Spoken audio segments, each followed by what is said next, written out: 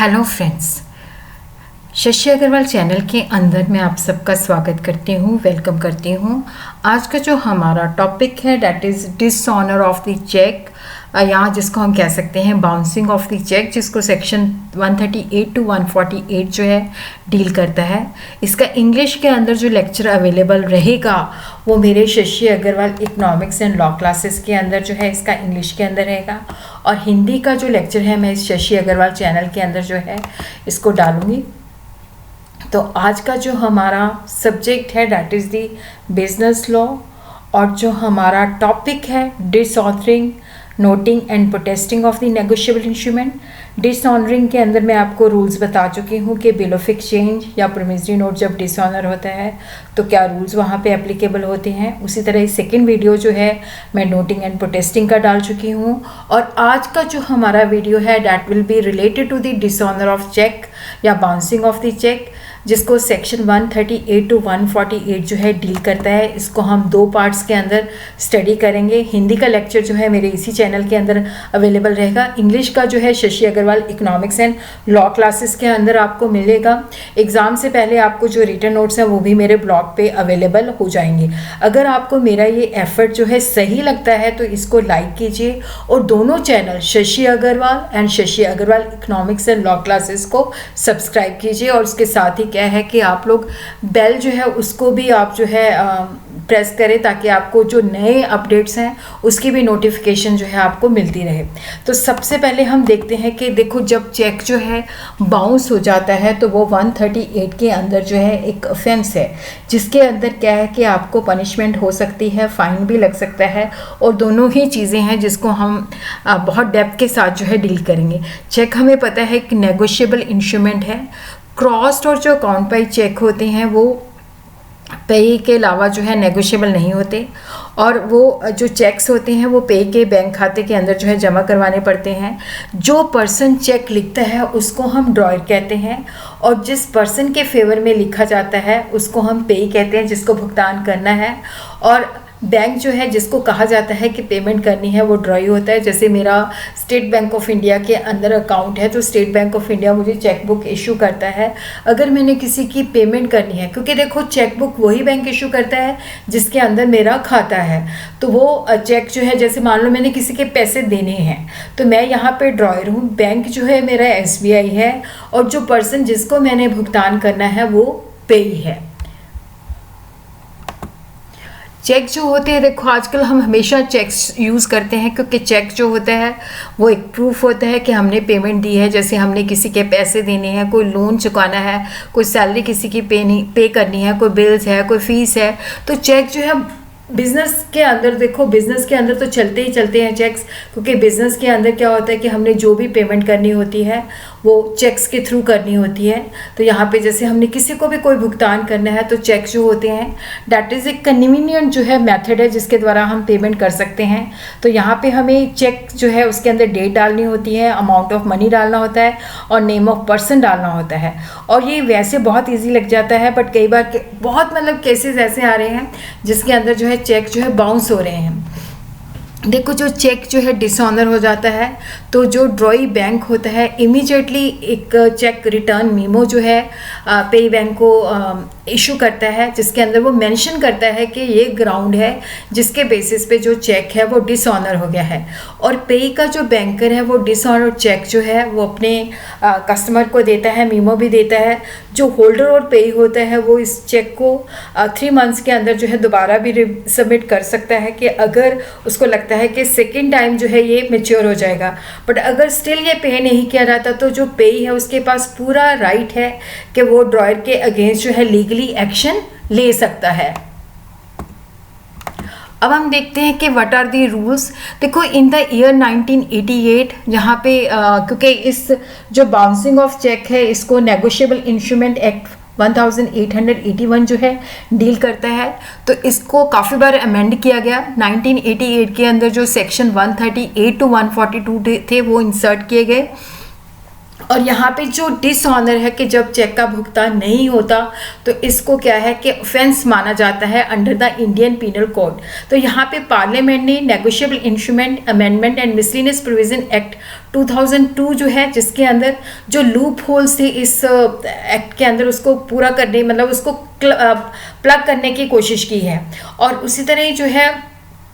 कि 138, 141, 142 जो थे वो अमेंड किए गए थे 2002 के अंदर जो अमेंडमेंट हुई है, और सेक्शन 143 टू 147 जो थे वो इसके अंदर इंसर्ट किए गए हैं। नेगोशिएबल इंस्ट्रूमेंट जो यहाँ पे अमेंडमेंट्स एक्ट जो है अगेन 2018 के अंदर भी ये नोटिफाई हुआ है, जिसके अंदर एक न्यू सेक्शन जो है 148 जो है इसके अंदर डाला गया है, deposit in case of appeal. तो अब हम यहाँ पे देखते हैं कि देखो जो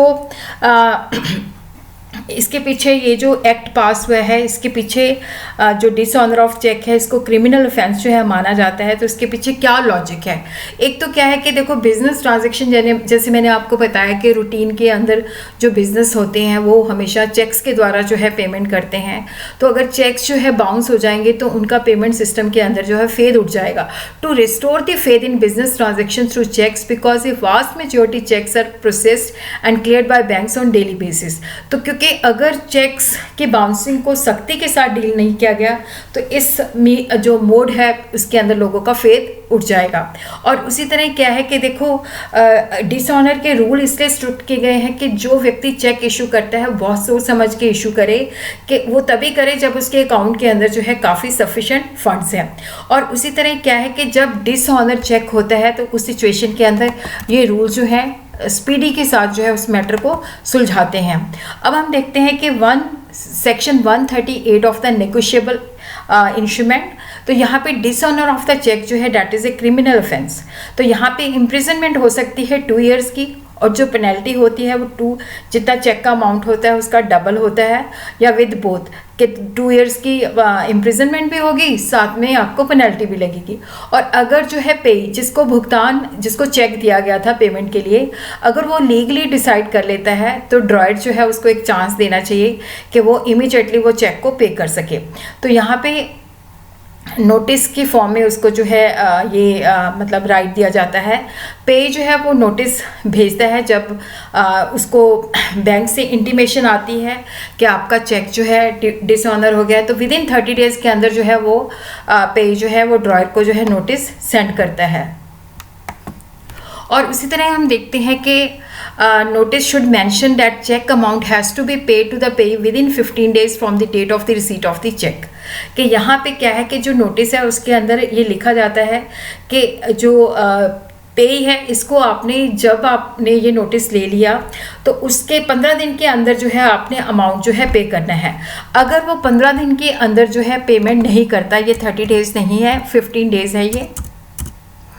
अगर वो 15 दिन के अंदर जब नोटिस रिसीव करता है उसके 15 दिन के अंदर जो है फ्रेश पेमेंट नहीं करता, तो पे के पास पूरा जो राइट है कि वो क्रिमिनल कंप्लेंट जो है फाइल कर सकता है। कंप्लेंट जो है मैजिस्ट्रेट के कोर्ट के अंदर रजिस्टर होनी चाहिए मंथ के अंदर, जब जो है नोटिस पीरियड जब जो है एक्सपायर हो जाता है। और उसी तरह हम देखते हैं कि section 138 of the negotiable instrument कहता है कि वो सिविल कंप्लेंट भी फाइल कर सकता है, क्रिमिनल कंप्लेंट भी फाइल कर सकता है, या दोनों ही कर सकता है। अगर वो क्रिमिनल कंप्लेंट जो है फाइल करता है तो जो ड्रॉयर है उसको पनिशमेंट हो सकती है 2 सालों के लिए, और फाइन जो है जितना चेक का अमाउंट है, अगर 1 लाख का है तो 2 लाख का उसको फाइन लग सकता है, या दोनों ही लग सकते हैं। इम्प्रिजनमेंट भी हो जाएगी, साथ के साथ जो है फाइन भी लग सकता है। और उसी तरह हम देखते हैं कि section 138 of the negotiable instrument जो है, अगर उसके अंदर वो सिविल जो है केस फाइल करना चाहता है तो वो 37 के अंदर जो है वो फाइल कर सकता है। 3 इयर्स के अंदर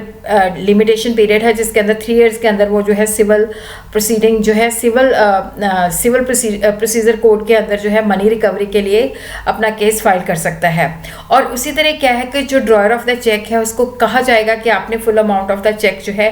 पे करना है, और जो डेट ऑफ द डिक्री है उससे जितना इंटरेस्ट भी बनता है वो भी साथ में जो है उसके भुगतान करना है। अब हम देखते हैं कि जब हम 1 सेक्शन 38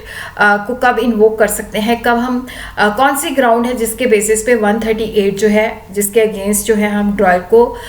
पनिश करवा सकते हैं, या उसकी इम्प्रिजनमेंट हो सकती है, या उसको फाइन लग सकता है, कि जहाँ पे जो चेक है that should have been drawn by the drawer on account maintain by the जो ड्रॉयर है। यहाँ पे जो चेक ड्रॉ किया गया है उसने जो खाता मेंटेन किया है उस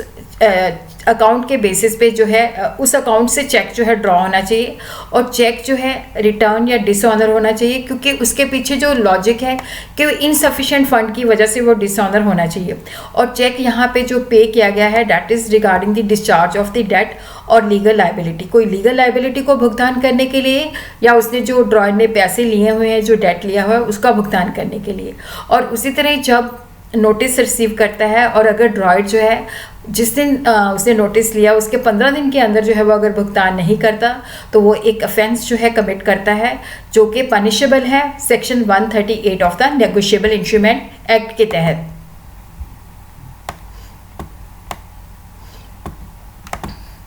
और उसी तरह हम देखते हैं कि यहाँ पे तो देखो जो पहले मैंने आपको ग्राउंड्स बताई थी जिसके बेसिस पे सेक्शन 138 के अंदर जो है उसके जो ड्रॉयर है उसके अगेंस्ट जो है क्रिमिनल प्रोसीडिंग चल सकती है। अब हम देखते हैं कि what are the grounds for the dishonour of the cheque, कि इनसफिशिएंस ऑफ फंड्स। देखो जैसे मेरे खाते में 50,000 है बट मैंने 70,000 का चेक इशू कर दिया, तो डेफिनेटली चेक राइट करते हुए मुझे पता होना चाहिए कि मेरे खाते में कितने पैसे हैं, क्योंकि अगर वहाँ पे सफिशिएंट फंड्स नहीं है तो चेक डिसऑनर हो जाएगा। और उसी तरह क्या है कि देखो अगर जो ड्रॉयर है उसके जो सिग्नेचर है, क्योंकि जब हम अपना खाता खुलवाते हैं तो वहाँ पे सिग्नेचर का स्पेसिमेन देते हैं, अगर वो सिग्नेचर वहाँ पे मैच नहीं करते तो भी बैंक हमारा चेक जो है डिसऑनर कर सकता है। और उसी तरह according to RBI guidelines on alteration and correction on the check effective from December 1, 2010, no changes shall be allowed on the check except the mention date, कि हम उसके ऊपर जो है डेट को चेंज कर सकते हैं, बट अगर उसके अंदर हम चेंजेस करते हैं और अपने सिग्नेचर भी साथ करते हैं तो भी हमें फ्रेश जो है चेक इशू करना पड़ेगा, हमारा चेक जो है इस वजह से भी डिसऑनर हो सकता है। और उसी तरह पोस्ट डेटेड चेक होते हैं जिसके अंदर फ्यूचर डेट जो है मेंशन होती है, और अगर वो हम जो डेट उसके अंदर मेंशन है उससे पहले प्रेजेंट कर दे तो भी वो डिसऑनर हो सकता है। अगर चेक जो है विद इन 3 मंथ्स के अंदर प्रेजेंट होना होता है, अगर हम उस 3 मंथ्स की एक्सपायरी के बाद जो है चेक को प्रेजेंट करते हैं तो वो स्टील चेक हो जाता है, तो भी डिसऑनर हो सकता है। कई बार क्या होता है कि चेक, जैसे मान लो मैंने किसी को चेक इशू कर दिया बट साथ में बैंक को इंस्ट्रक्शंस दे दी कि आपने पेमेंट जो नहीं करनी है, और अगर बैंक्स ने जो है उस चेक की अभी पेमेंट नहीं की तो उस सिचुएशन के अंदर क्या है कि वहाँ पे क्योंकि ड्रॉयर ने बैंक को नोटिफाई कर दिया कि आपने पेमेंट नहीं करनी, तो वहाँ पे भी चेक जो है डिसऑनर हो जाएगा। और उसी तरह अकाउंट होल्डर जो ड्रॉयर जो है उस अकाउंट से जो कि फ्रोजन हो चुका है उस अकाउंट से चेक जो है राइट करता है, चेक देता है, तो वो भी जो है इस वजह से डिसऑनर हो जाएगा। तो अब हम देखते हैं कि किन सिचुएशंस के अंदर जो ड्रॉयर है that is not liable for prosecution where such person prove के जो ऑफेंस कमिट किया गया है उसकी नॉलेज के बिना किया गया है, और उसने इस ऑफेंस को रोकने की ड्यू डिलीजेंस मतलब पूरे एफर्ट्स के ये जो है ऑफेंस नहीं होना चाहिए। और उसी तरह जहाँ पे कोई पर्सन जो है as a director of the company by which of his holding any office और एम्प्लॉयमेंट सेंट्रल गवर्नमेंट के अंदर या स्टेट गवर्नमेंट के अंदर या फाइनेंशियल कॉर्पोरेशन जो कि सेंट्रल या स्टेट गवर्नमेंट के अंदर जो है वहाँ पे कोई पर्सन जो है डायरेक्टर जो है नॉमिनेट हुआ है तो वो भी लायबल फॉर प्रोसिक्यूशन नहीं है। और उसी तरह हम देखते हैं कि यहाँ पे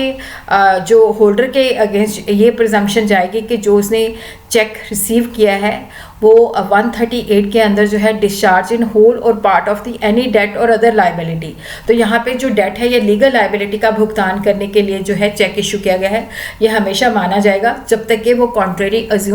कॉन्ट्रेरी मतलब इसके ऑपोजिट जो है प्रूव नहीं हो जाता। तो इतना पार्ट जो है हम इस वीडियो के अंदर करेंगे, रिमेनिंग पार्ट जो है हम नेक्स्ट वीडियो के अंदर करेंगे जो कि 2-3 दिन के अंदर जो है आपके पास आ जाएगी।